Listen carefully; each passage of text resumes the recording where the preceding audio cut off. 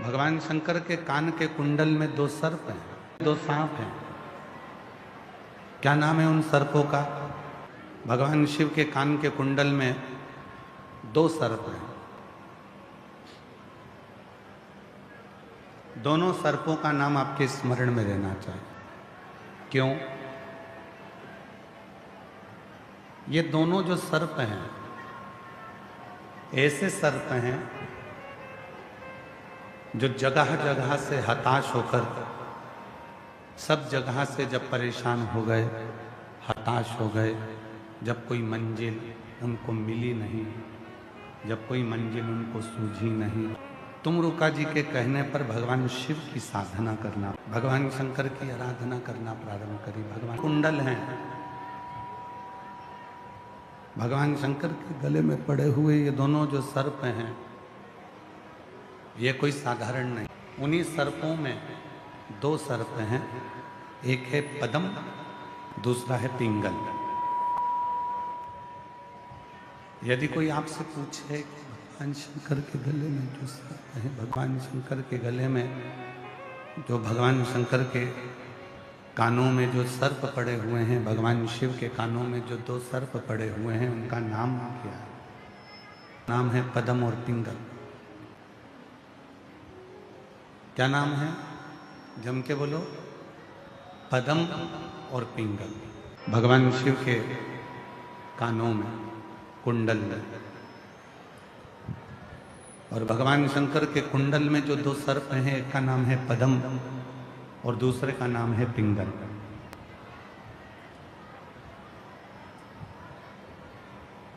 ये दोनों ऐसे सर्प हैं जो हताश हो गए थे, हर तरह से अपनी मंजिल तक नहीं पहुंच पा रहे थे और बड़े दुखी हो गए थे। दुखी भी हुए तो किससे?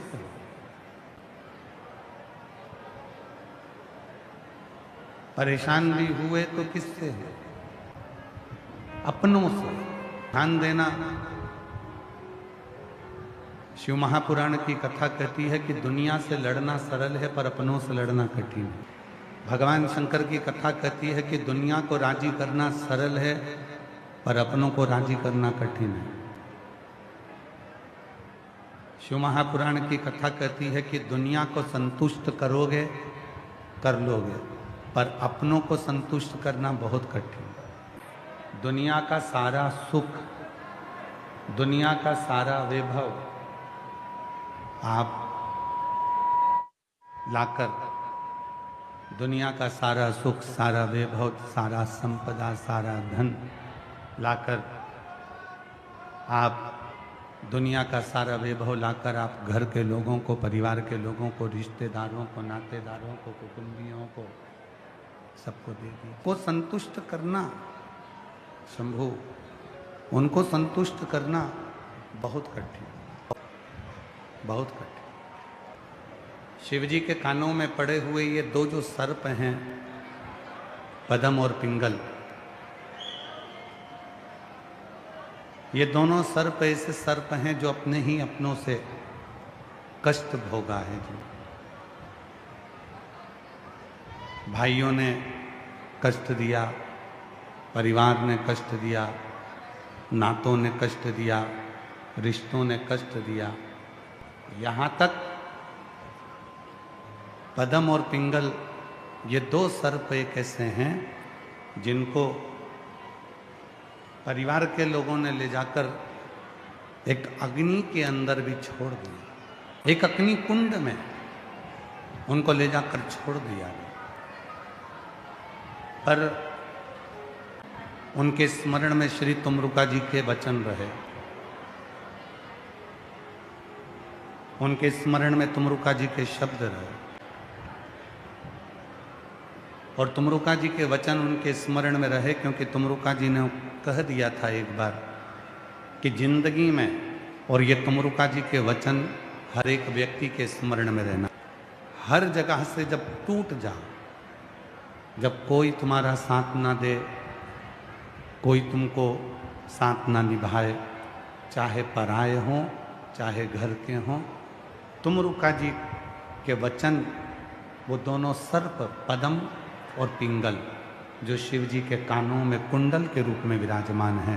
तुमरुका जी के वचन उनके स्मरण में आ गए जब उनको ले जाकर अग्नि के कुंड में पटका। ती हुई अग्नि के नजदीक में ले जाकर जब उनको छोड़ा तो उनके स्मरण में तुमरुका जी के वचन आ गए कि जब परिवार, नाते, रिश्ते, कुटुंब, कबीले, ये सब हर तरह से जब तुमको तोड़ दें, तब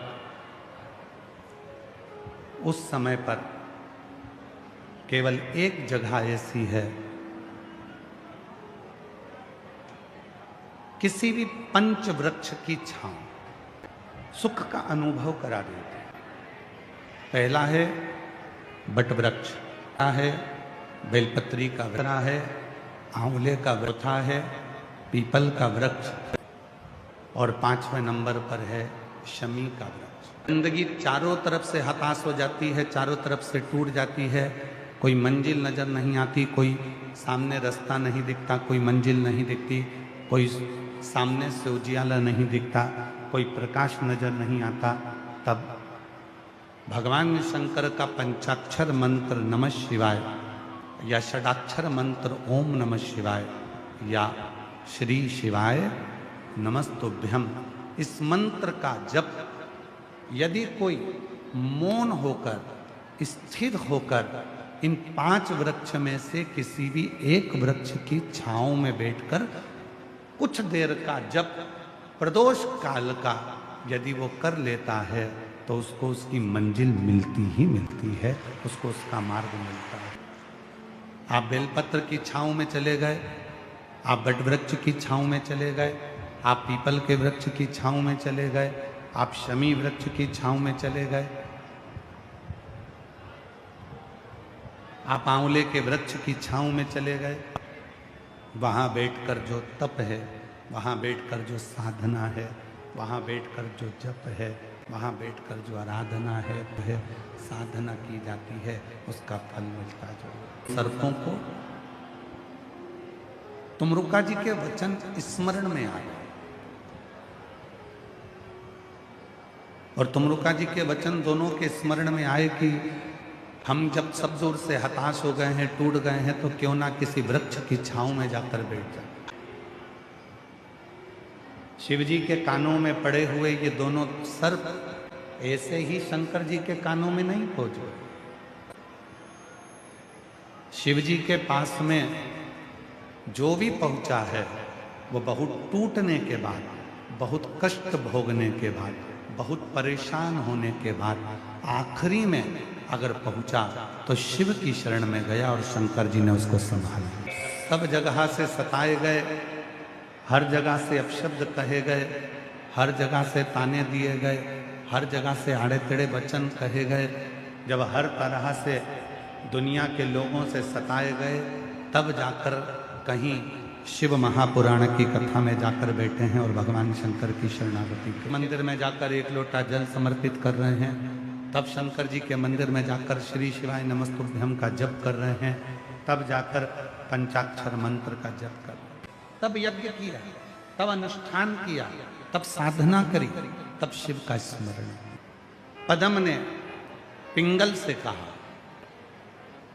हमें हमारे अपनों ने तोड़ दिया है, हमारे अपनों ने हमको ले जाकर अग्नि के कुंड में पटक दिया है। इस अग्नि के कुंड से अगर कोई बचा सकता है तो केवल शिव बचा सकता है। दुनिया की जितनी तपन है, दुनिया के जितने कष्ट हैं, दुनिया की जितनी बीमारी है, दुनिया के जितने रोग हैं और दुनिया के जितने दुख हैं, इन सारे दुखों से अगर कोई निकाल सकता है तो केवल शिव ही निकाल सकता है, केवल शिव,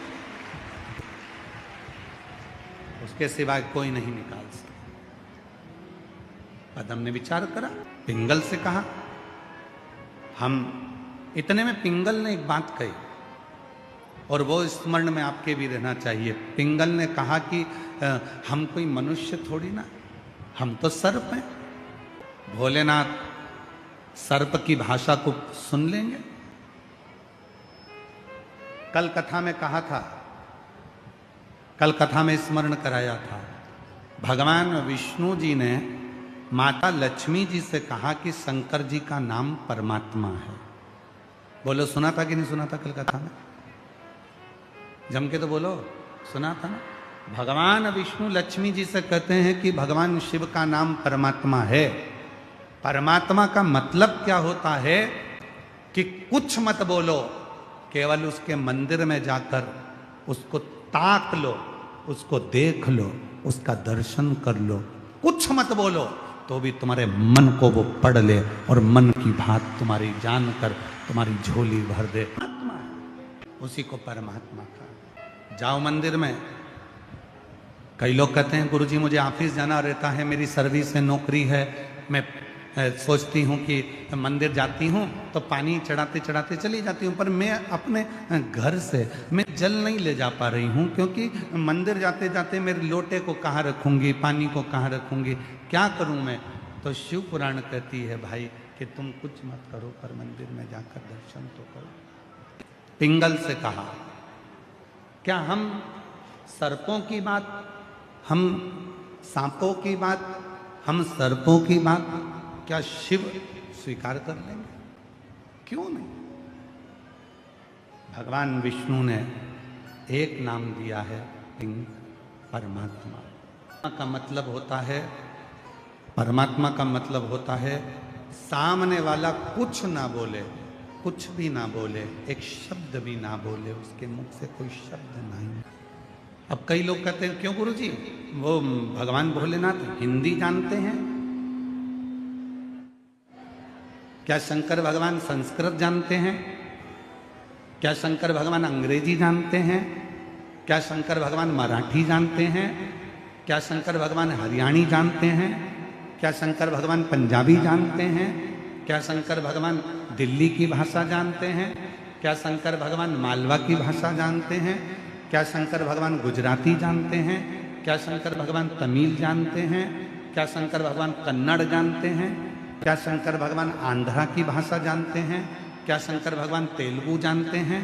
क्या शंकर भगवान केरल की भाषा जानते हैं? क्या शंकर भगवान उत्तराखंड की भाषा जानते हैं? क्या शंकर भगवान असम की भाषा जानते हैं? शिव महापुराण की कथा कहती है, मेरे भोले बाबा अगर कोई भाषा जानते हैं तो केवल तुम्हारे भाव की भाषा, निर्मल मन की भाषा को जानते, सच्चे हृदय की भाषा को। यदि कोई भाषा वो जानते, यदि कोई भाषा वो जानते हैं, किसी भाषा को यदि वो जानते हैं तो केवल तुम्हारे मन की भाषा को, तुम्हारे सच्चे हृदय की भाषा को, मनुष्य की भाषा।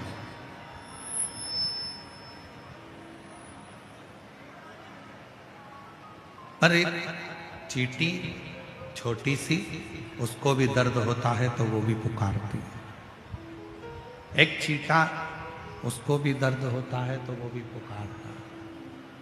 एक मच्छर, उसको भी दर्द होता है तो वो भी पुकारता है। एक झिंगुर, उसको भी दर्द होता है तो वो भी पुकारता है। शंकर भगवान केवल मनुष्य के लिए नहीं, शिव जी को पशुपति नाथ भी कहते हैं। मेरा शंकर भगवान पशु और पक्षी के लिए भी दौड़ कर आता है।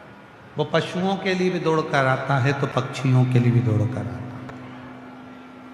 वो जीव जंतु के लिए भी दौड़ कर आता है, केवल मानव के लिए ही नहीं। घोड़ों की रेस होती है,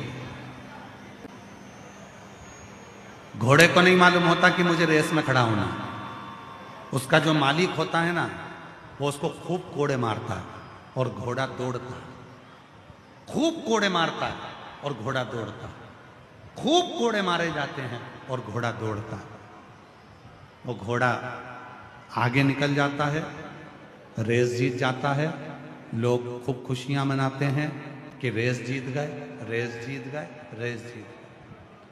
किसी ने घोड़े से कहा, तुम्हें मालूम है तुम रेस जीत गए? घोड़े ने कहा, मुझे नहीं मालूम, मैं तो इसलिए दौड़ रहा था, मेरी पीठ पर कोड़े मारे जा रहे थे।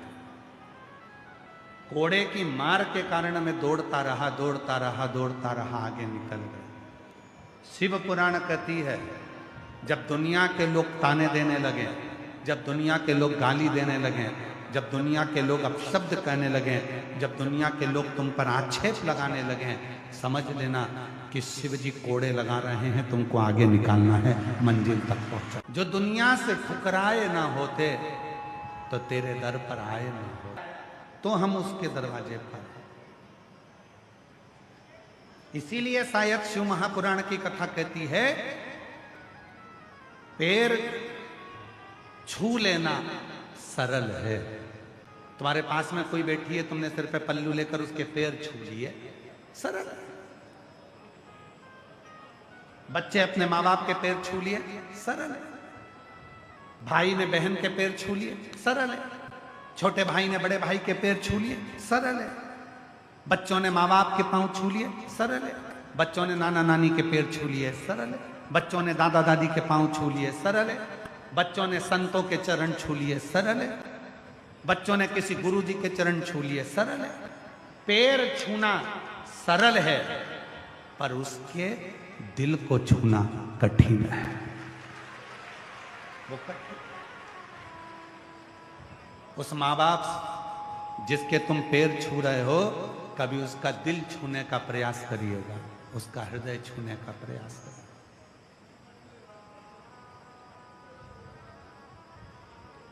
हमने अपनी लाइफ में, हमने अपनी पूरी जिंदगी में, हमारे पूरे जीवन में हम पूरे भारत का भ्रमण करें, देश विदेश का भ्रमण करें, उस देश विदेश के भ्रमण में हमको केवल 2 ज्योतिष आचार्य अच्छे मिले,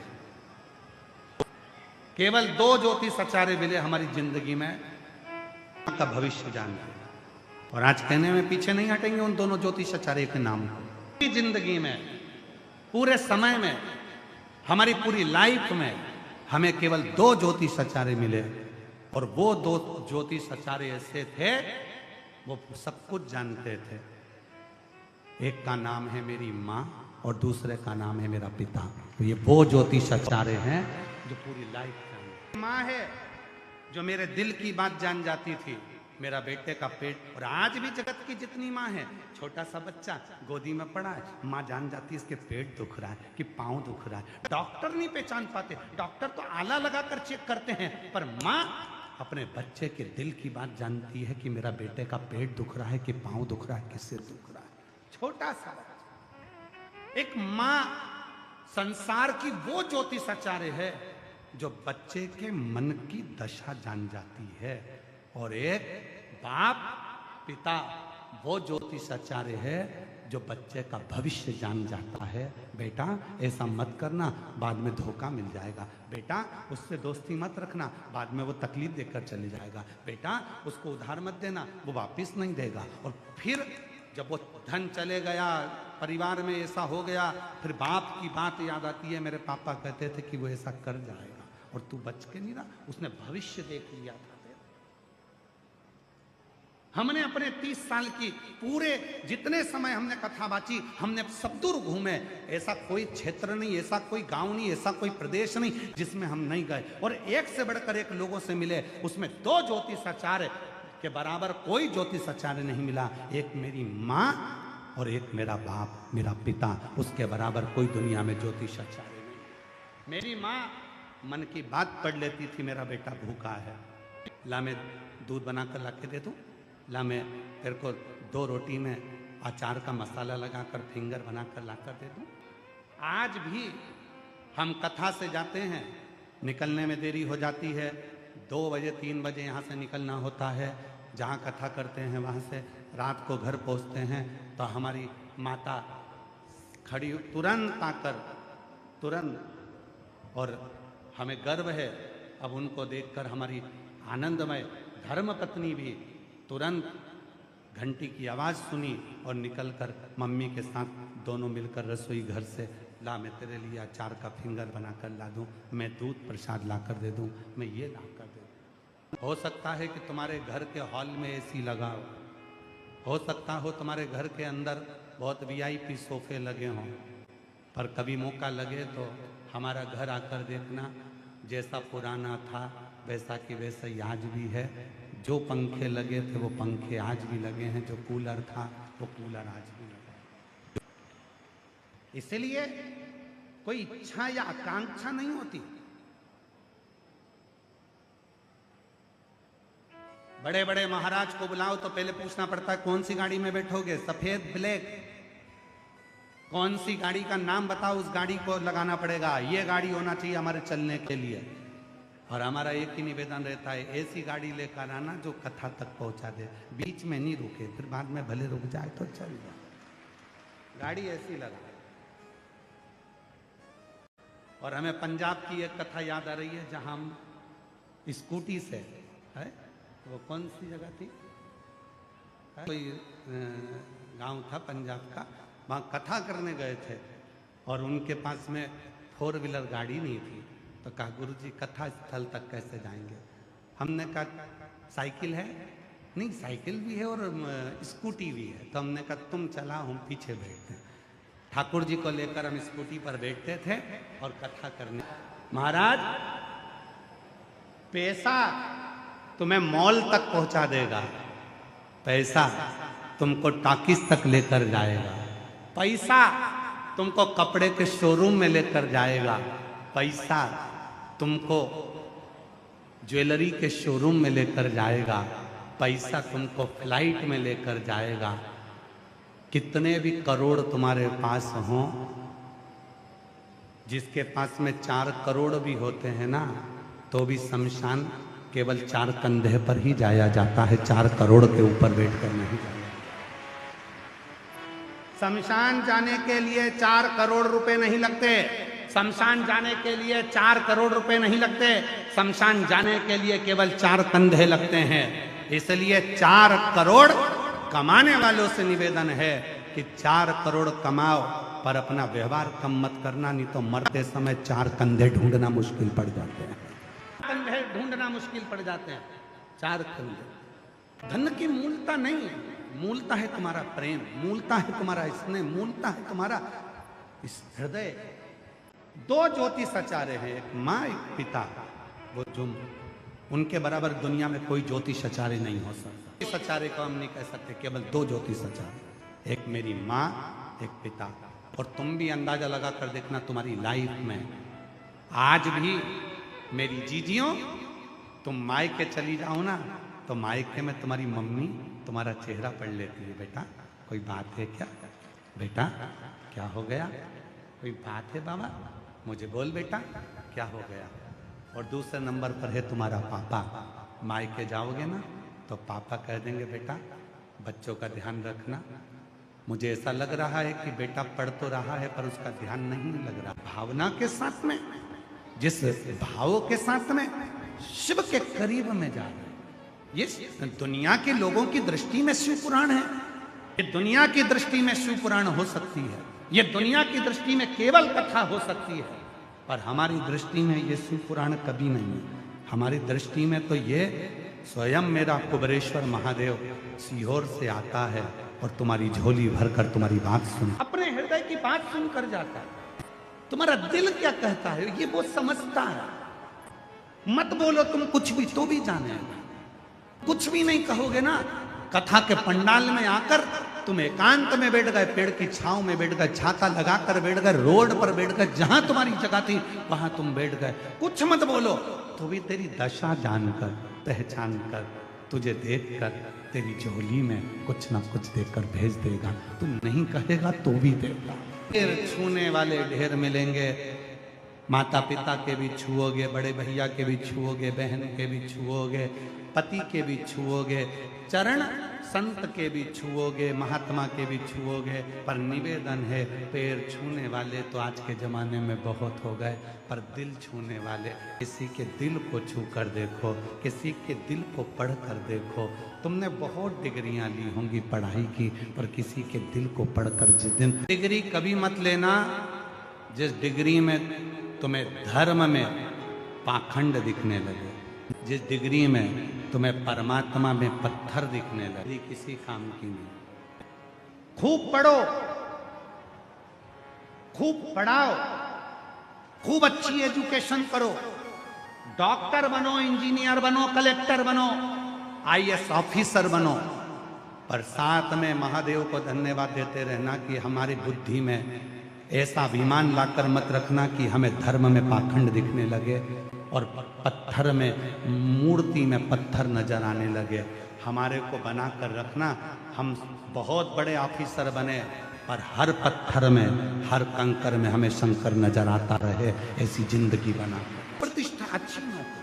जिस बच्चे को दमा होता है, जिस बुजुर्ग व्यक्ति को, जिस स्त्री को श्वास की तकलीफ होती है, जिस व्यक्ति को दमे की तकलीफ होती है, थोड़ी दूर चलकर हांपड़ी भराने लगती है, हाँप आने लगती है, सांस चलने लगती है, सारा इलाज करवा लिया, सब कुछ इलाज करवा कर देख लिया, तब शिवलिंग के ऊपर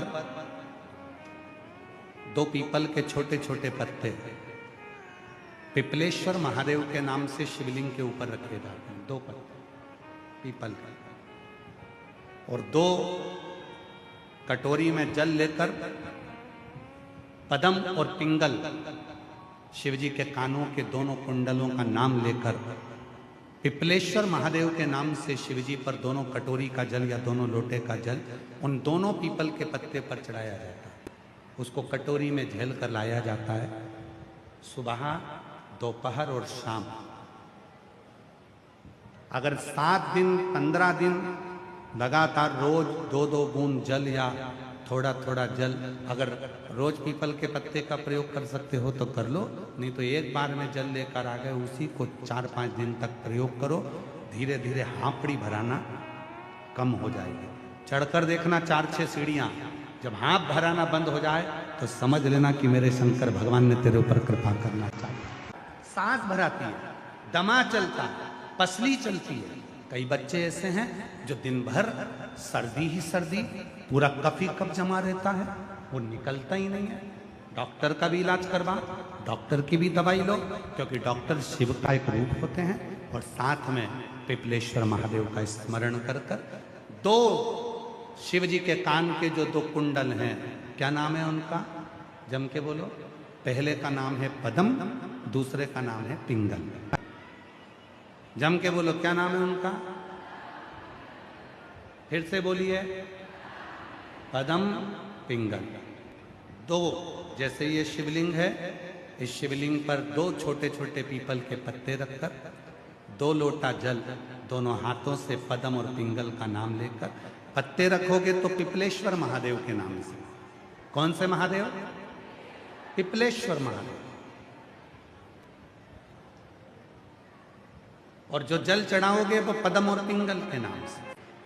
ये शिवजी के कानों में पड़े हुए ये 2 कुंडल नहीं, ये वो कुंडल है। तरह से जब टूट गए, हर तरह से जब समाप्त हो गए, हर तरह से परेशान हो गए, तब शिव की भरोसा दणी नहीं है शिव ने। पद्म ने पिंगल से कहा, भगवान हो सकता है कि मनुष्यों की भाषा सुनते हैं।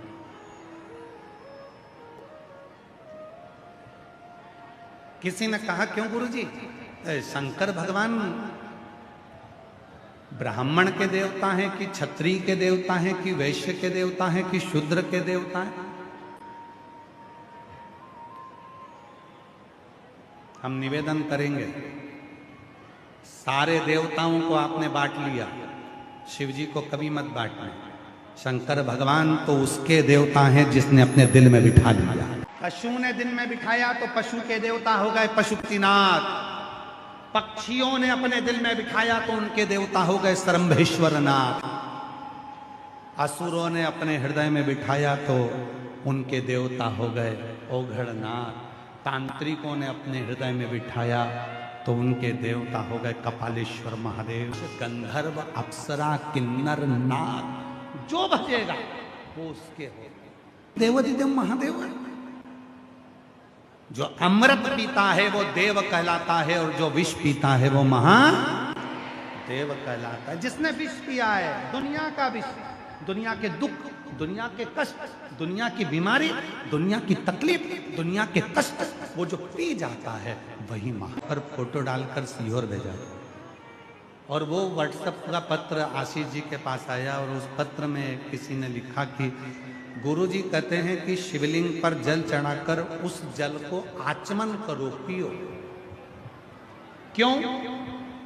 महाराज, एक शिवलिंग सामने है जिसको तुमने जल चढ़ाया, दूसरा शिवलिंग तुम्हारे हृदय में है जिसको आत्मलिंग कहते हैं। जब हम शंकर भगवान का चढ़ा हुआ जल आचमन करते हैं तो वह आत्मलिंग के पास पहुंचता है, और आत्मलिंग और शिवलिंग इन दोनों का मिलन होकर हमारे भीतर के जितने दुख हैं, बीमारी है, वो समाप्त होने लगती है। ये आत्मलिंग और शिवलिंग, ये दोनों का मिलन है। आत्मलिंग और शिवलिंग का मिलन है। जैसे पार्थिव पूजन करने वाली मेरी जीजियां जो पार्थिव का पूजन करती हैं, मिट्टी का शिवलिंग बनाती हैं, घर में गमले के अंदर पार्थिव पूजन कर लेती हैं, मिट्टी का शिवलिंग बना लेती हैं, मिट्टी के शिवलिंग की पूजन कर लेती हैं। मिट्टी का शिवलिंग, याद रखना, ये पार्थिव शिवलिंग कोई साधारण नहीं होता।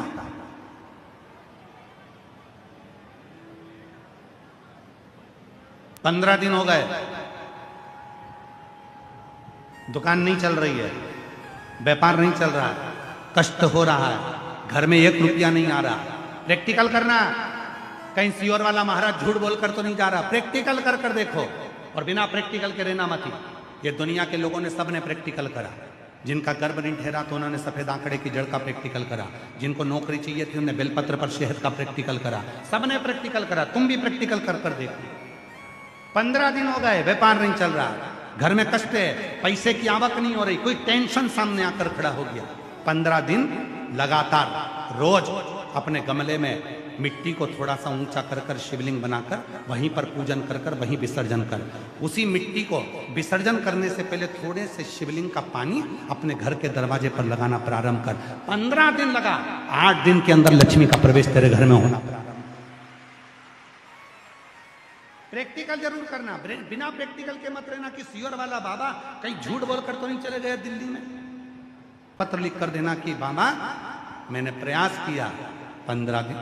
एक लड़के ने अपनी मां से शर्त लगाई, पत्र देखती है, काजल शर्मा, निवासी शिव विहार लोनी, गाजियाबाद। गाजियाबाद से आई हैं, कहीं बैठी हो तो हाथ हिला सकती हैं, और अगर बैठी हो तो बेलपत्र लेने के लिए आ सकती हैं। मैं भोले बाबा को धन्यवाद कुछ शब्दों में नहीं कर सकती। बाबा मेरे लिए भगवान नहीं, पिता है। मैं पिछले 3 साल से सरकारी नौकरी की तैयारी कर रही थी। मैंने हर तरह से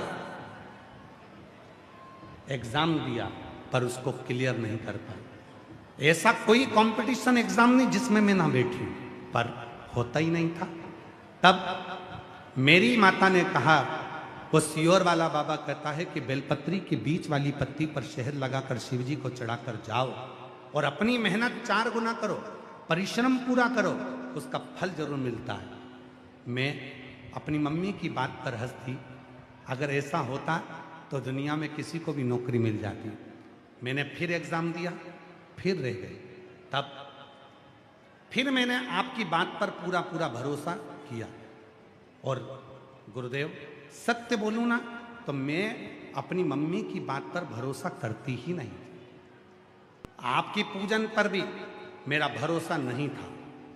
पत्र में बेटी लिख रही, आपकी पूजन पर भी मेरा भरोसा नहीं था। पर एक बार मेरी माँ ने कहा तू भरोसा तो कर। तब भरोसा कर कर हापुड़ में आपकी कथा हुई। मेरी माँ ने कहा, मैंने सुना है कि कथा के पंडाल में बैठकर आरती जब होती है, आरती के बाद पृथ्वी को नमन कर कर मिट्टी को हृदय से लगाकर बाबा से जो कहा जाता है, बाबा वो देता है।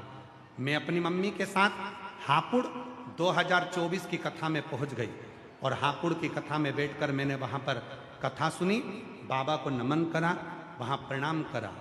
बाबा ऐसी कृपा हुई शायद दुनिया में कोई नहीं कर सकता। बाबा एक सरकारी नौकरी के लिए मैं अप्लाई कर रही थी, बाबा ने मुझे 2 सरकारी नौकरियां एक साथ दी है। बाबा ने मुझे 2 सरकारी नौकरी एक साथ दी। उसमें से एक नौकरी मुझे चुनना थी और बाबा की कृपा से मेरे बाबा ने सारी मनोकामना पूरी कर कर आज मुझे बहुत अच्छी पोस्ट पर सरकारी नौकरी लग गई और मैं बाबा को यहाँ प्रणाम करने के लिए आई हूँ। एक पत्र और है, उस बेटे ने भी भरोसा नहीं करा था, उसका भी पत्र पढ़िए जरा, देखिए। मेरा नाम गीता शर्मा, गांव मसारी, जिला अलवर। मेरा नाम गीता शर्मा, गांव मसारी, जिला अलवर। पति का नाम मनोज शर्मा, रहने वाले राजस्थान। फ़ोन नंबर मेरा ये है, कहीं बैठे हों तो हाथ हिला सकते हैं।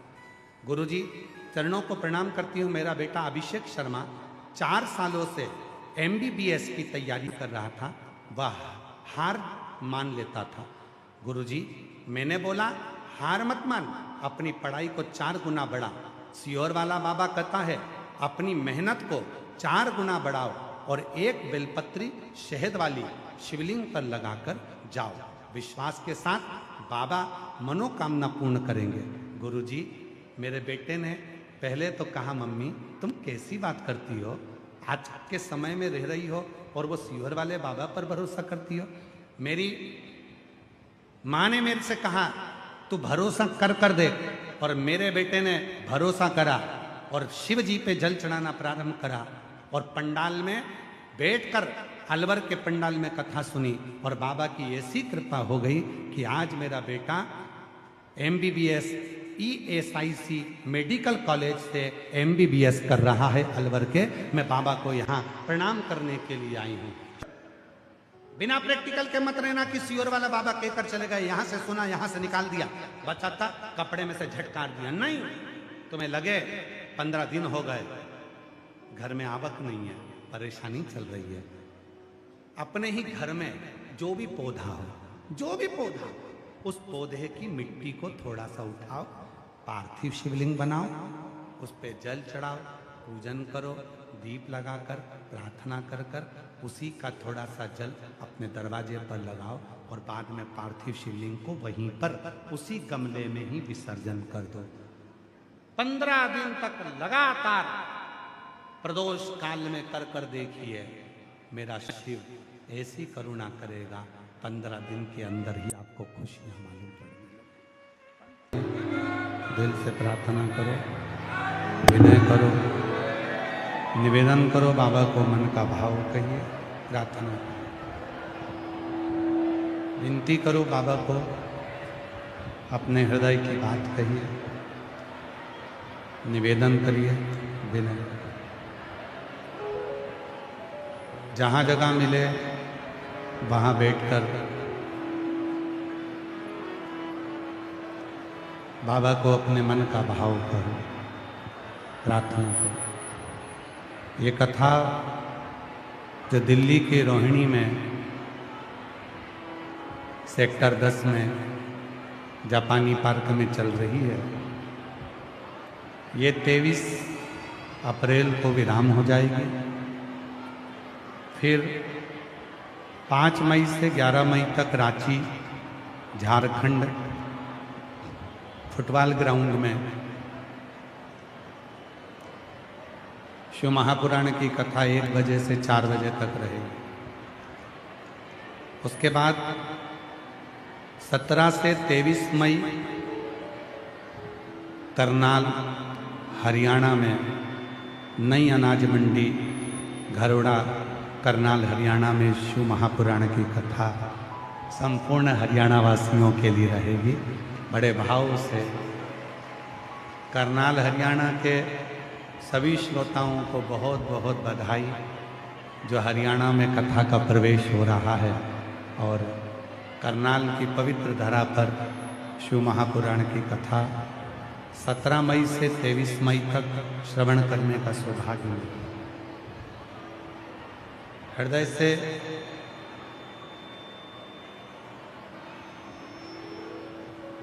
अट्ठाईस अप्रैल से 4 मई तक संगम फार्म हापुड़ उत्तर प्रदेश में पंडित श्री राघव जी मिश्रा चिरंजीवी सुपुत्र राघव जी की कथा 4 बजे से 7 बजे तक हापुड़ के जितने भी शिव भक्त हैं उनसे निवेदन है, चिरंजीवी राघव जी आपके क्षेत्र में कथा करने के लिए आ रहे हैं और कुबेरेश्वर धाम से स्वयं कुबेर भंडारी को लेकर आए हैं। इसलिए हापुड़ के जितने श्रोता हैं वो संगम फार्म में जाकर शाम को 4 बजे से 7 बजे तक कथा का लाभ 28 अप्रैल से 4 मई तक गर्दानी त्रिकालदर्शी कैलाशी अविनाशी भगवान शंकर की पवित्र कथा कर रहे हैं। शिव महापुराण की कथा वर्णन कर रहे हैं, निवेदन कर रहे हैं। एक पदम, एक पिंगल, शिव जी के कानों के ये 2 सर्प कई रोगों को मिटा देते हैं। कई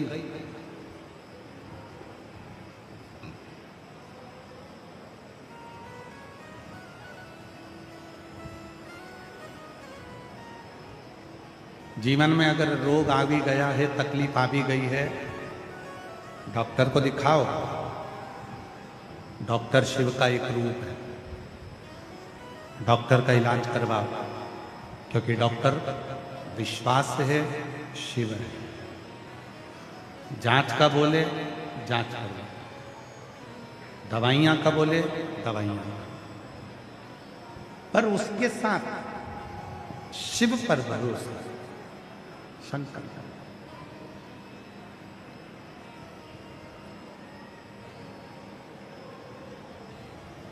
जितना बन सके अपनी जिंदगी में ये आडंबर को छोड़कर, पाखंड को छोड़कर, अंधविश्वासों को छोड़कर शिव की भक्ति, और किसी के पास जाने की जरूरत नहीं है। अपने अंदर जो शिव बसा हुआ है, जो आत्मलिंग अपने भीतर है, उस आत्मलिंग को शिवलिंग का दर्शन रोज कराओ तो रोज दुख मिटता चले, रोज दुख मिटता चले।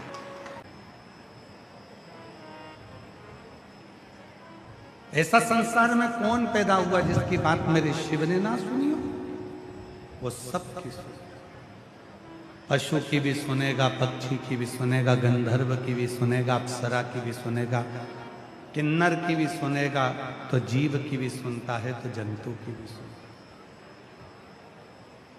है। के शरीर पर कानों में जो सर्प पड़ा हुआ है, कमर में जो सर्प पड़ा हुआ है, हाथों में जो सर्प बंधे हुए हैं, गले में जो सर्प पड़ा हुआ है, ये जितने भी सर्प हैं, शिव जी के शरीर पर जितने सर्प हैं, ये सब रोग को मुक्त करने में,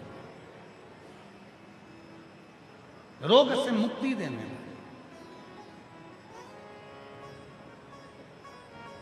एक शिव जी का नाम है नीलांबेश्वर महादेव। जरा जम के बोलेंगे सभी लोग, कौन सा महादेव? नीलांबेश्वर महादेव। फिर से बोलकर देखिए, पहले सुनो उसको अच्छे से, गलत नाम का स्मरण ना है। नीलांबेश्वर महादेव, जम के बोलो। शिव जी का एक नाम है। शिव जी के गले में जो वासुकी नाग पड़ा हुआ है, कानों में पद्म और पिंगल पड़े हुए हैं, शिव जी की कमर पर एक सर्प बंधा हुआ है जिसका नाम है नील, इसलिए शिव जी का नाम नीलांबेश्वर। एक सर्प कमर में बंधा हुआ है शिव जी,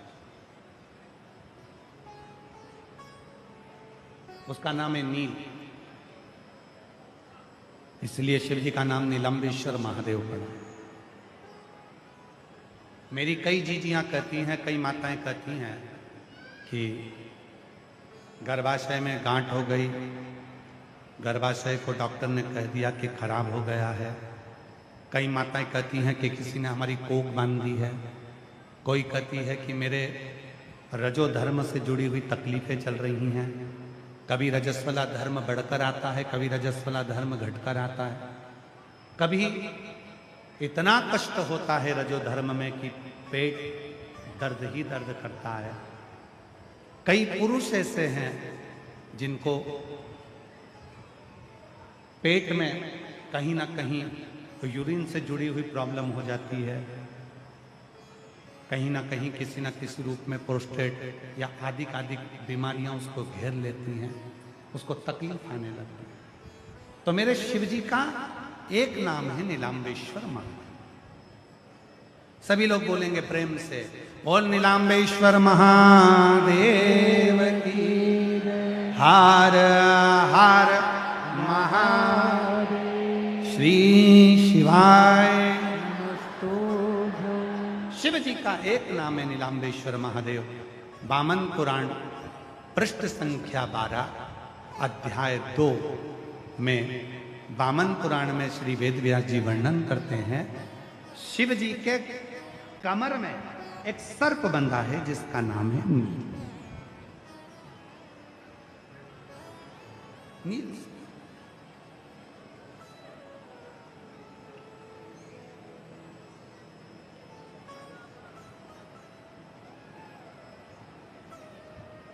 एक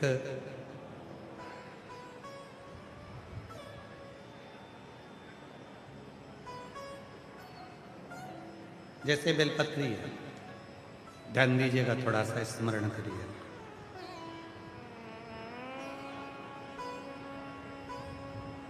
उधर से घुटने तक के बीच का जो भाग है, अगर इस भाग में कहीं पर भी गांठ पड़ी हो, कोई तकलीफ हो रही हो, रजो धर्म से जुड़ी हुई, गर्भाशय से जुड़ी हुई, बच्चाडानी से जुड़ी हुई, या पुरुषों में भी अगर कोई तकलीफ उधर से लेकर जंघा के बीच में अगर कहीं कोई भी कष्ट होता है, उसको मिटाने के लिए नीलांबेश्वर महादेव का नाम ही काफी।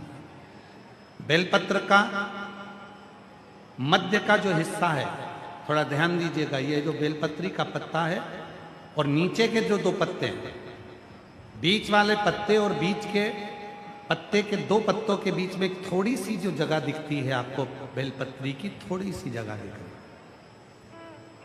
इस थोड़ी सी जगह में दुर्वा को रखकर, दुर्वा के साथ में नीलांबेश्वर महादेव के नाम से शिव जी के ऊपर केवल एक ही पत्ते को 7 बार नीलांबेश्वर महादेव, नीलांबेश्वर महादेव, नीलांबेश्वर महादेव 7 बार शिवलिंग के ऊपरी मुख, जो पंच मुख हैं शंकर भगवान के 5 मुख, शंकर भगवान के पूरब, पश्चिम, उत्तर, दक्षिण और एक मुख शिव जी का आकाश में।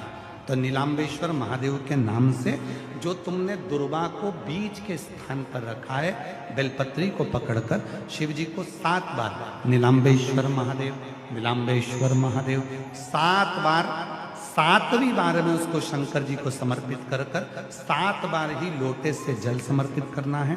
उस जल को झेल कर लाना है, बेलपत्री और दुर्वा वापिस लेकर आना है। दुर्वा को सुबह, बेलपत्री को प्रदोष काल में चबा चबा कर खाना है और शिव जी के जल को रात्रि में सोने से पहले पी लेना है। धीरे धीरे अगर गांठ भी शरीर में हो गई होगी या यूरिन से जुड़ी हुई कोई प्रॉब्लम हो गई तो धीरे धीरे मेरा बाबा उसको समाप्त करते जाएगा और स्वस्थ करते। डॉक्टर का इलाज भी करवाओ, दवाई भी लो, जांचें भी कराओ, और ये सब साथ में करते हुए साथ में बेलपत्री। कौन से महादेव? सब लोगों को नाम स्मरण वापिस होना चाहिए, इसलिए आप बोलोगे तो पड़ोसन अगर कुछ गलत बोल रही होगी तो उसको याद हो जाएगा। नीलांबेश्वर महादेव शिव जी के वामन पुराण के पृष्ठ संख्या 12 अध्याय नंबर 2 में वेदव्यास जी वर्णन कर रहे हैं नीलांबेश्वर की लीला। कटी पर जो, कमर पर जो सर्प है शिव जी के, उसका नाम नील। और एक एक सर्प की अलग अलग, जिस नाम को बोला जाता है उस नाम का उच्चारण कर जब आप कोई कार्य करते हो तो उसका एक पत्र है। अच्छा, पंचवृक्ष, बड़का पेड़, आंवले का पेड़, पीपल का पेड़, बेलपत्री का पेड़, शमी का पेड़, ये वो वृक्ष हैं जिनकी छांव में बैठकर यदि भगवान शिव के मंत्र का उच्चारण करा जाता है तो वो मंत्र अपना एक कार्य करना प्रारंभ कर देता है, फल देना प्रारंभ, वो फल देना प्रारंभ। महाराज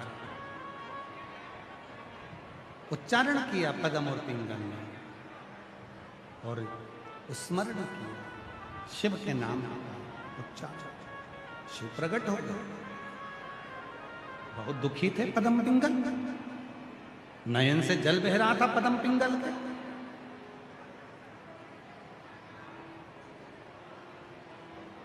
शिव जी ने दोनों को अपने हाथों से उठाया, भगवान भोलेनाथ।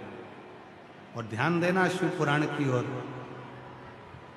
दुनिया त्राण देगी, दुनिया अपशब्द कहेगी, दुनिया ताने देगी, दुनिया अड़ा टेढ़ा कहेगी, दुनिया आक्षेप लगाएगी, दुनिया गाली देगी, दुनिया ठोकर लगाएगी, पर घबराना नहीं।